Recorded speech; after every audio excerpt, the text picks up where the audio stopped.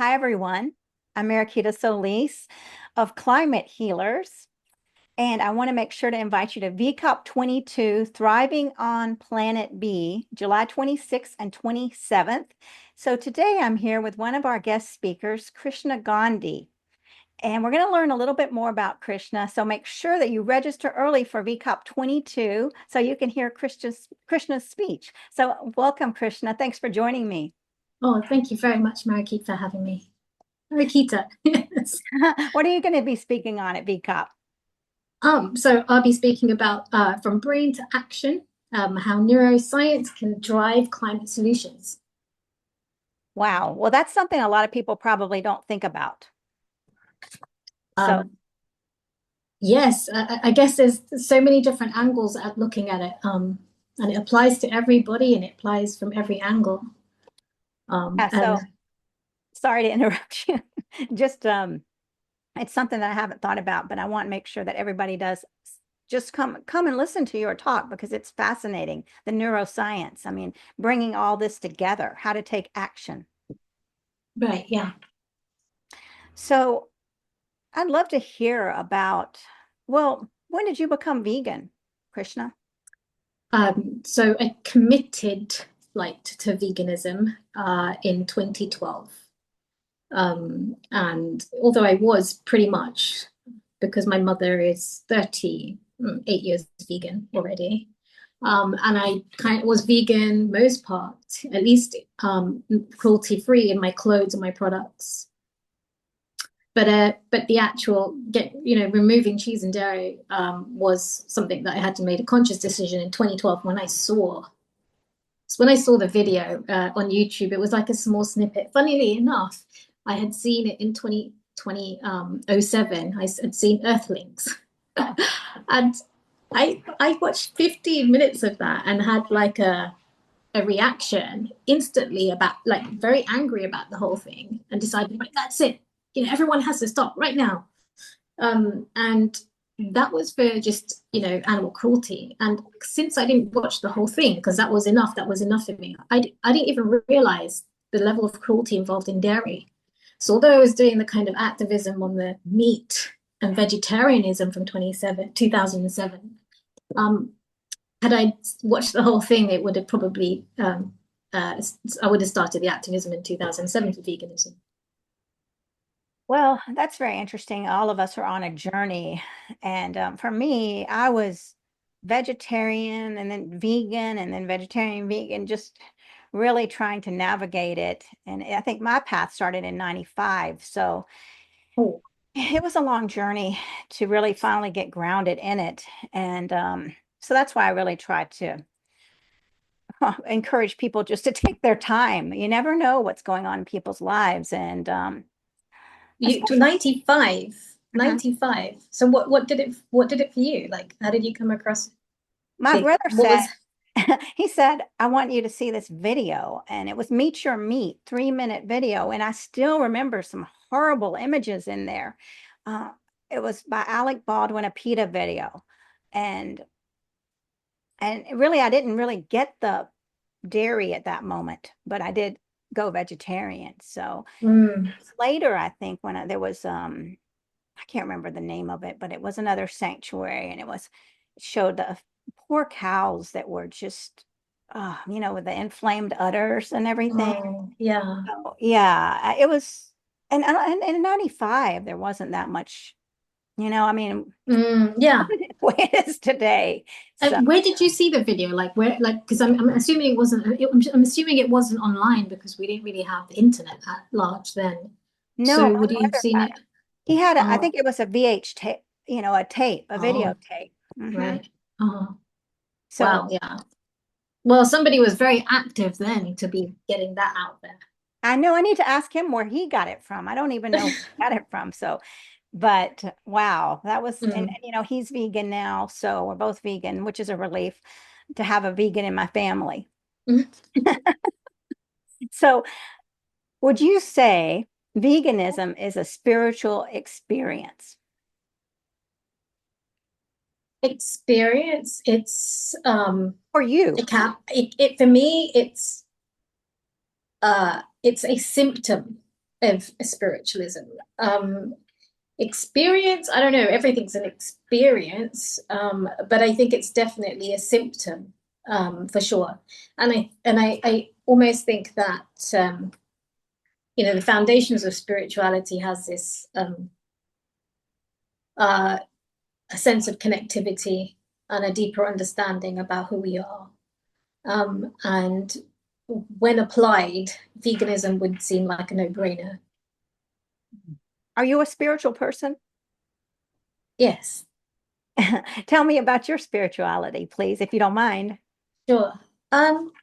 So there's been many experiences that would be considered an outlier in the current system that we live in. So these experiences are outlier experiences, I would say.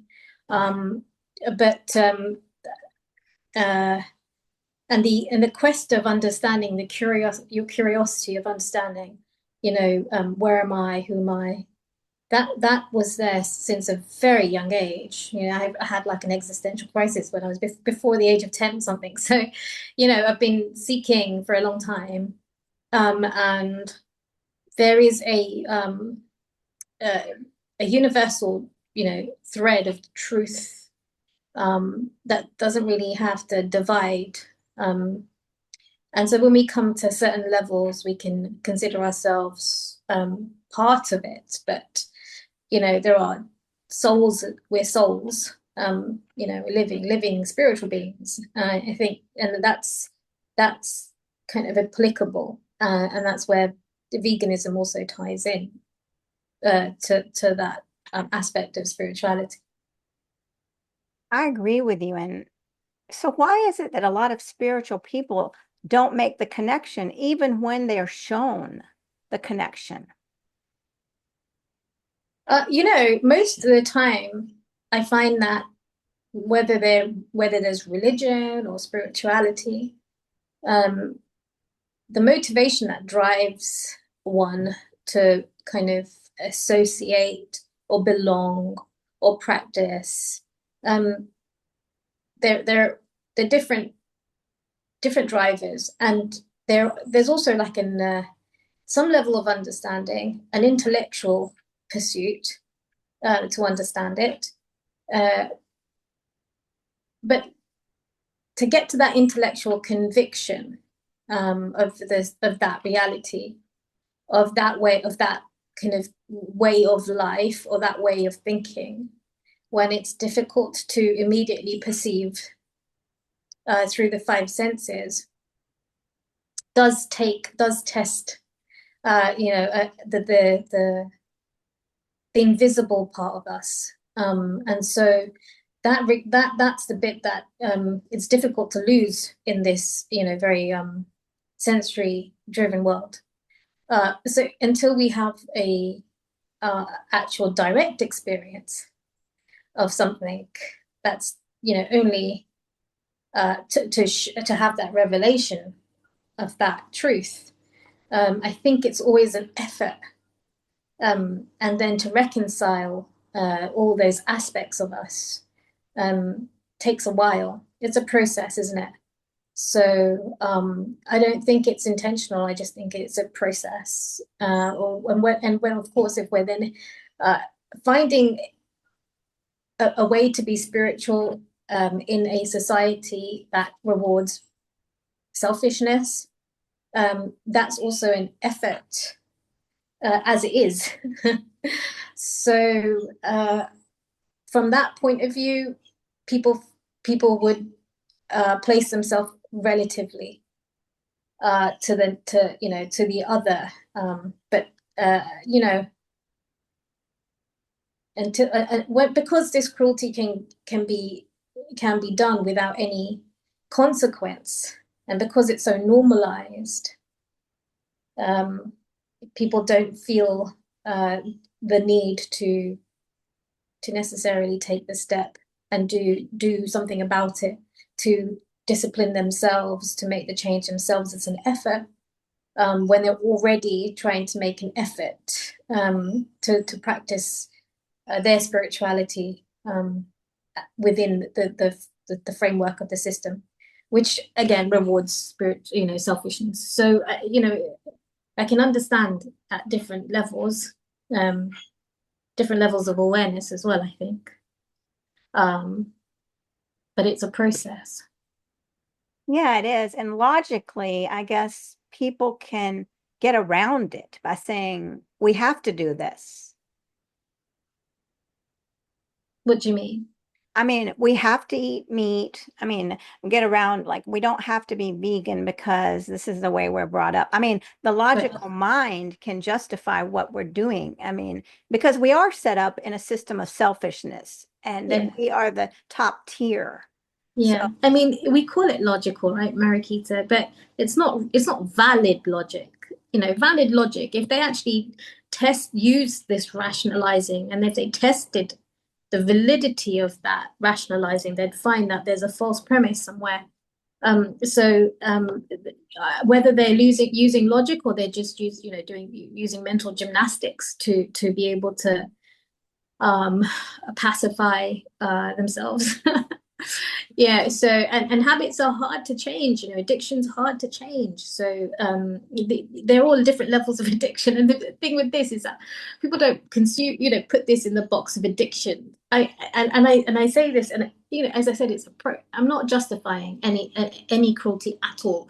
The same compassion I think that has to be had on on all beings, on all beings, and I'm learning this now. So I know there's a time where I've offended many people. And again, it's part of my process and my refining and my understanding that I can say this now. But I've been angry, I've said many things, burnt bridges with people that I care and love, and doing it actually, the whole thing's out of love anyway. There is no intention to hurt anybody. The whole point is you make the effort because you want a better planet for everybody. You want a better planet for every being. There's no, but that again, in that process of the years of trying to work towards a sustainable planet, a cruelty-free planet, that process within myself of understanding that compassion has developed as well. So yeah, I think that I was going to say there's a point in which you asked me the question about it, but I just slipped my mind a minute. Yeah. well, But the mental gymnastics are done for people to the addiction, that's the point. That was the point. And the point of the addiction is right now, even I'm trying to battle sugar, for example, remove sugar out my diet. And it's that's also a form of addiction. So yeah, there's just different levels, isn't there? Just yeah, and lots of it's very different. powerful what you're saying. And the mental gymnastics, yes, and the addictions that a lot of times we don't take into consideration. I mean, I've dealt with people that have all sorts of challenges, and so, where they know that this is the right way to do it, they're just struggling to stay afloat, or they're struggling with their own mental health. That can't come before their own mental health. And so it would be easy for me to judge them and say, well, get it together. Well, this Hmm. person can barely get out of bed. Yes, exactly. Yeah, exactly. Yeah. And there's so many challenges and refinements and processes, and that's the spiritual journey. And sometimes maybe the folks, as we were speaking before, people who suffer from trauma and mental health issues, they immediately can relate to the suffering of the animals, and that becomes a blessing for the world. So that trauma hasn't been unnecessary, because if we had to wait for people to kind of get to a level like the mass, to rationally get there, in a way that's I don't think there'd be enough action, fast enough action. And there needs a little bit of aggression sometimes. And not always.